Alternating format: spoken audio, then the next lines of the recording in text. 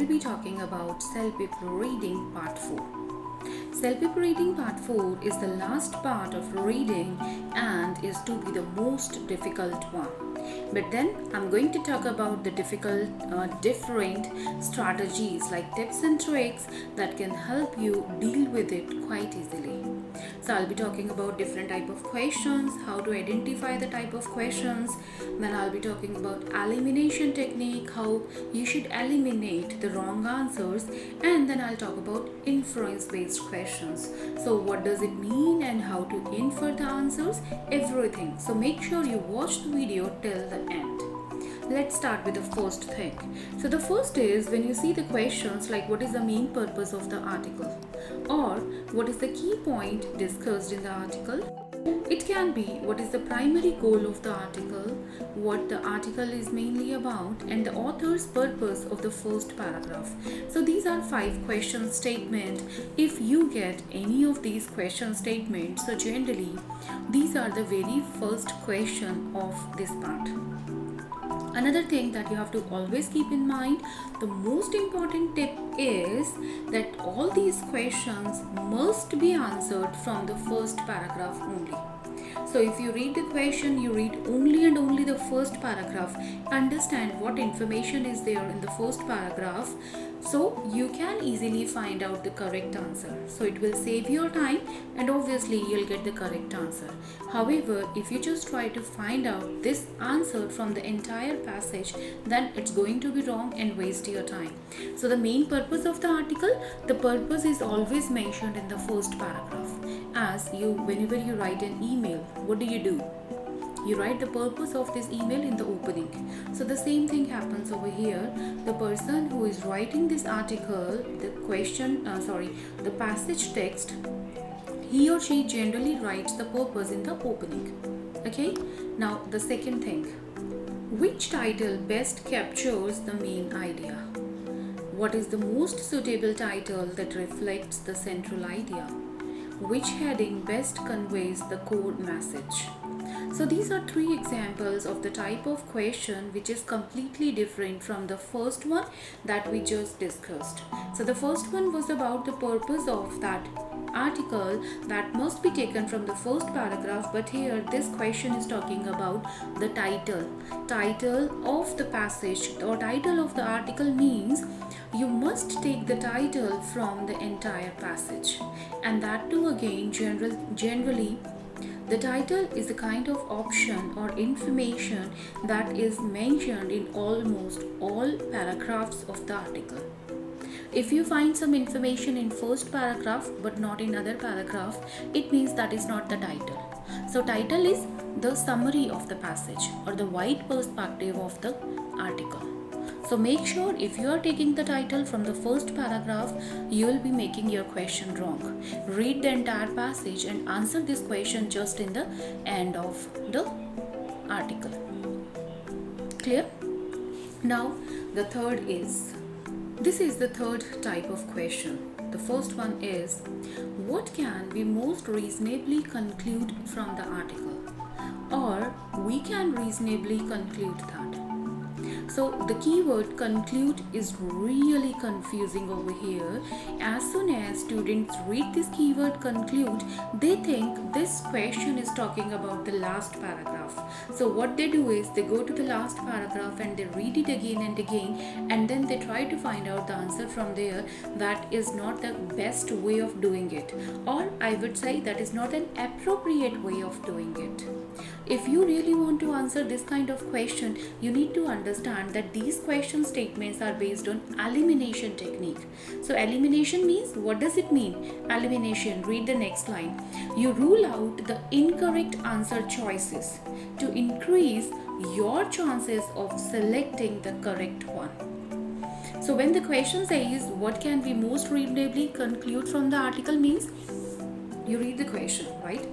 Now what you have to do is, there are 4 options you are having. You have to read all the 4 options one by one, and then you'll realize the first question information, no, that is not correct, because this information is either not mentioned in the passage, or if it is there, it is just half mentioned, so I can eliminate it. The same goes with the next information, the next option, that either it is not discussed or only the half discussed, or some point in the question in that option is not mentioned. So in that way, out of 4, you'll be able to eliminate 3 options, and you'll be left with the one that is not directly mentioned, something indirectly, but yes, it is relatable to the article. So reasonably conclude means which option is the best or correct as per the entire article. Okay, so conclude is really confusing. It's never about conclusion. It is about which statement is true out of the 4 given options. Okay, so conclude means which statement is true as per the article. Now you gonna get the correct answer. Okay. Now the next one. Here I'm going to talk about 2 things. The very first is paragraph 1 provides. So generally the question is only very small and it is only about paragraph 1 provides. So the most likely answers are, because paragraph 1 provide, it can be the background information, because that is a thumb rule of writing, or that is a universal rule of writing, that sometime when people start the article, they take some background information or they start with a historical perspective. So the first paragraph can be the background information, can be the historical perspective or the historical aspect, or the definition of the subject, the main title, or you would say the main subject, the topic which is to be discussed in the article. So paragraph 1 provides means background information, and it is generally the first question, can be the second, but generally it is the first one. Now another thing which is different from this first one, there are 4 different type of questions. The first here is, what does the author suggest? The author's tone indicates support for. The author of the article thinks that. The author of the article is.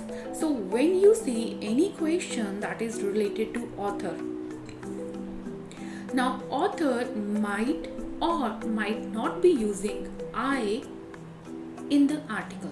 Sometime you see the word I, me, my.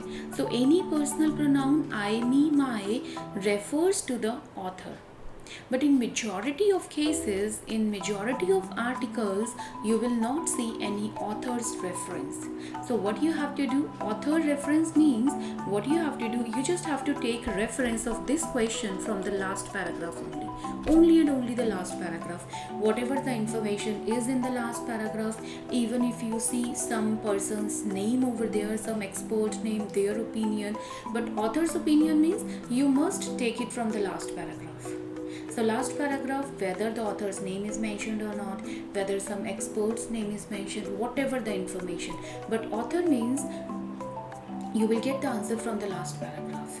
Because if I am a writer, if I am an author of some article or something, I'll give my opinion, my suggestion in the last paragraph. So you see the question, and generally this is question number 5. So when you see the question, you quickly go to the last paragraph, be it small. Sometimes the last paragraph is just 2 lines. So go to that, read it nicely, and then take the answer. Okay? The next one. Sometimes you'll see this question number 5. Overall, the article implies that, or we can conclude that this topic is a. So as we all know that reading part 4 is reading for viewpoint, and reading for viewpoint is meant to be a debatable topic. Debatable topic means what happens, they'll take a topic, any particular topic, let's say uniform in school. So what will happen in this particular article is, there will be some people who will be speaking in favor of uniform, that yes, uniform should be there. Then there are other people who go against. So this is a kind of debate or a kind of discussion going on in the last part. So reading last part is always a kind of debatable topic. So when you see this kind of question, the article implies, we can conclude the topic is the topic, whatever the topic is, but that's going to be a debatable topic. Now another thing is that debatable topic means they will not straight away give you that word debatable. Why? Because you can easily understand and choose the answer. What they are going to do is they will be giving you the different word that will be having the same meaning. So let's say they can give debatable issue, instead they'll give contentious issue or divisive. So contentious and divisive both means debatable. There are some other words also. So for that reference of these words, you can check my other video in which I have shared the specific vocabulary for reading part 4. So from that particular video, you can take reference of these kind of words that can be used for this. But yes, the article implies or the topic is a contentious issue or a debatable issue. It's never all favorable or all against. Never. Okay? Now let's talk about inference based questions.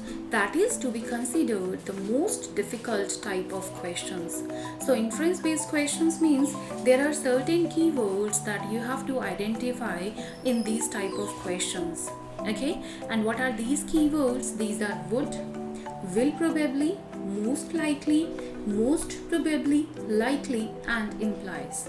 Make sure you learn these words or you memorize these words, and as soon as you see any of the keyword in the question, it means that question is based on inference. And now the strategy or the way you are going to deal with the question will change completely. Your perspective to deal the question, how you are going to look into the passage, everything will change. Okay, so inference is like you have to assume, you have to use your own understanding as per the information given in the article.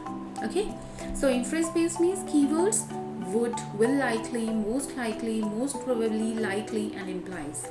So inference means understanding something that is not directly stated in the text, not directly stated, okay, but is implied or suggested based on the information given.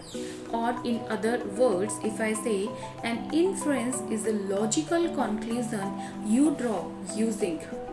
So inference means a logical conclusion you draw. How did you draw it? Clues from the text. You get some background information from the text, but then the correct answer you have to identify from your side and your background knowledge or common sense of the passage. Sometimes you read the sentence and then your common sense will help you. So in simple words, if I say inference is like making an educated guess. You are going to guess the answer, but it's not just a wild guess or a random guess. It is an educated guess. Educated guess means you read that information, you understand, and then you choose the answer that okay, it seems like this is the most appropriate answer. Okay, so educated guess is like you understand and then you choose the answer, and you'll never be double sure that okay, whatever I have selected is the correct answer. That is why students, even if they do the inference based questions correctly, they are never confident that whatever they have selected, whether these are the correct answers or not. Okay, so I'm just taking an example for your reference so you can understand what does it mean, like inference and all. Okay, so there is a very small paragraph in front of you. I want you to read this paragraph and then the question, what is the most reasonable inference? So make sure you read the paragraph and just tell me what do you think can be the correct answer for it.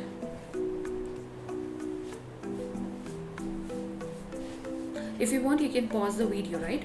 So this is about the park, right? The park walking trail was usually busy. However, today it's not that, it's silent, and man's footstep, echoed against the pavement, and he tightened his jacket as the wind picked up. Not a single jogger or cyclist passed by. So the park was closed due to maintenance. No, there is no reference of maintenance, and in fact that one person was there. So if it is closed, obviously ban wouldn't be there. A sudden weather change likely kept people away. So there was a sudden weather change. Might be because of that people did not come to the park. That is likely to be the correct answer, because when you read third line, he tightened his jacket as the wind picked up. So the wind picked up and tightened his jacket means It was cold, that's why. When Ben arrived at the park much earlier than usual, there is no information that he came earlier.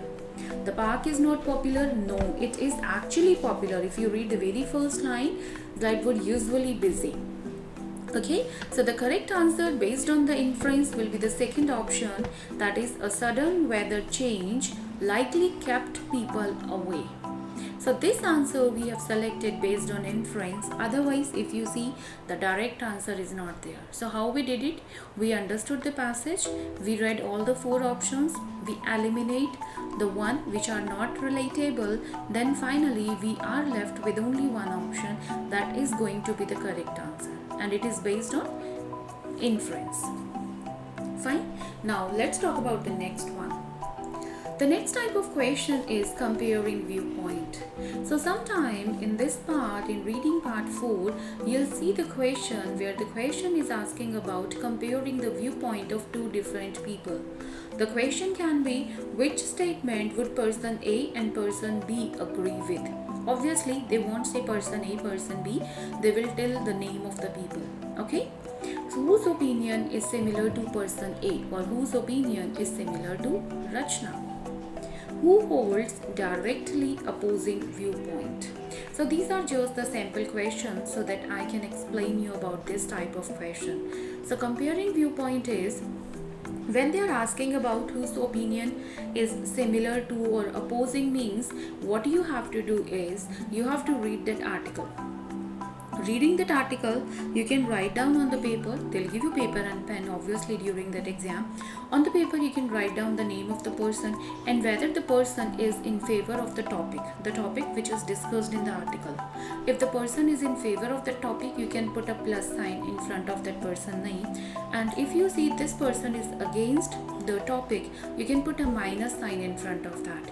Okay, and then which statement would person A and B agree, means you have to find out two people who both have that plus sign in front of their name. So if one says that okay, this is really a good idea, let's say moving Canada is a very good opportunity. So if what one person says is a good opportunity, other person say is a good opportunity, it means both of their opinion is similar. However, the reasons why do they say it is a good opportunity can be different. One can talk about the climatic preferences, other person can talk about job opportunities. So job opportunities and climatic preferences both are the different viewpoint. However, their main idea is same, that they both are in favor of this. Okay, and whose opinion is similar? Again the same, right? Two people who agree the main idea. Whatever they are what supportive argument they are giving, that you should not focus. Who hold directly opposing viewpoint? Directly opposing means you have to find out two people. These two people are against each other. Against each other is not that they are directly debating. Against each other is, let's say one person is in favor of moving to Canada and other person is against. So it means they both have the opposing viewpoint. Okay, I hope I'm clear to you. Next I'm going to talk about questions 6 to 10. So in reading part 4, as you get 10 questions, for 1 to 5 we have already discussed so many things. Now this information about questions 6 to 10, that is a comment from a visitor. So somebody who read this article is sharing his or her personal opinion. Okay, so visitor's opinion is based on understanding of the article or the text. So once you read that entire passage, the passage information will help you to answer the certain question. But again, what is something most important to understand in this part is to answer these questions, read the full sentence carefully from full stop to full stop. Read all the options to choose the correct answer. Now this is something very important and student miss it.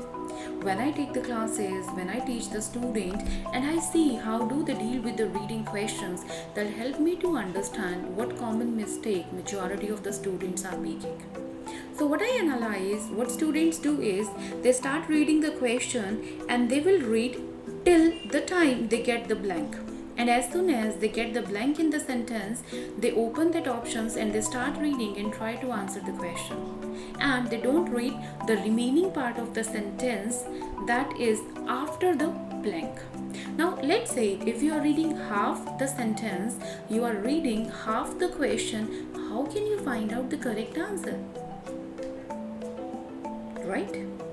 So what you have to do, make sure you read the full sentence, and when I say the full sentence is like from one full stop to other full stop. If there are comma in between, that is okay, but then you have to read from full stop to full stop, understand the meaning of the sentence, and then read that options, that which option fit into that sentence. Okay, and another thing is your understanding of the passage or the article will help you to choose the correct answer. So whatever you understood, even if you come across difficult vocabulary word, but if you are able to understand the summary, the crux of the article, you can very well answer question number 6 to 10. Then if someone's name is mentioned as the reference, so sometime what happens in this question 6 to 10, the person's name is taken, like I am in favor of person A or like person B or something. So when you come across the name of a person, what you have to do is, instead of based on the memory what you recall, you have to go back to the passage, find out the person name, find out what the person is talking about, and based on that information, after cross-checking only, you should find out the correct answer. Okay, so if someone's name is mentioned as a reference, so go back to that particular person's information, check the viewpoint again, then choose the relatable option.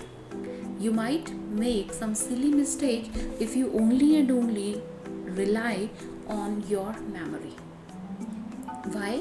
You might miss some one particular word, and sometimes you know that one word is a game changer. So if you want to score the highest score, always cross-check the answer and then answer. Okay, now the last tip. Now last but not least, question 6 to 10 is like a paragraph. So when I talk about question 1 to 5, question 1, 2, 3, 4, 5, all these 5 questions are not connected to each other. Question first and second, they are quite, different from one another. They have no connectivity, no dependency on each other.